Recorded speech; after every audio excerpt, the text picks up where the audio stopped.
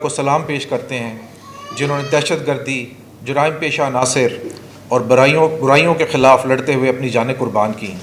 ان کے لہو کا ایک ایک قطرہ ہمیں پیغام دیتا ہے کہ ہم جاگ رہے ہیں اور قوم چین کی نیند سو سکتی ہے۔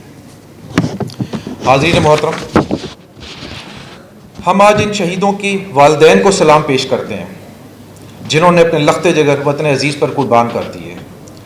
ہم ان شہداء کے بہن بھائیوں، بیگمات اور بچوں کو سلام پیش کرتے ہیں جن کے پیاروں نے اپنا آج ہمارے کل پر قربان کیا اور شہادت کا عظیم رتبہ حاصل کیا اور اپنے ہر رشتہ کے لیے باعث فخر بنے۔ حاضرین محترم، زندہ قومیں ہمیشہ اپنے محسنوں کو یاد رکھتی ہیں۔ پنجاب پولیس بھی اپنے شہداء کو نہ کبھی بھولی ہے اور نہ کبھی بھولے گی۔ ہمارے موجودہ سربراہ جناب آئی جی پنجاب ڈاکٹر عثمان انور صاحب کی سربراہی میں شہداء کی فیملیوں کے لیے گھر، تعلیم، صحت، شادی بیاہ کے شعبوں میں انقلابی اور عملی اقدامات کیے ہیں جن کی اس سے پہلے نظیر نہیں ملتی۔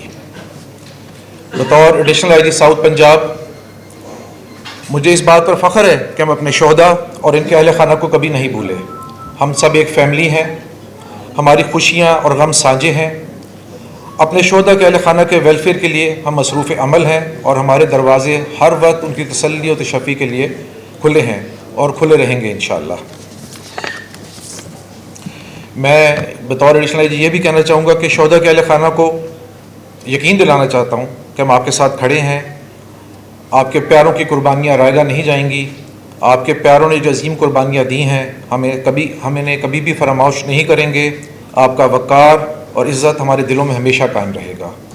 ہماری پولیس فورس نہ صرف اپنی جانوں پر کھیل کر امن قائم کرتی ہے بلکہ عوام کے اعتماد کی بنیاد بھی ہے۔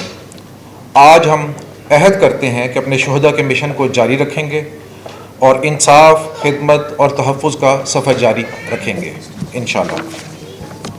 آخر میں تمام معزز مہمان، خاص طور پہ شہدائے پولیس کے اہل خانہ، سول سوسائٹی کے ممبران، امن کمیٹی کے ممبران، میڈیا نمائندگان، پارلیمنٹری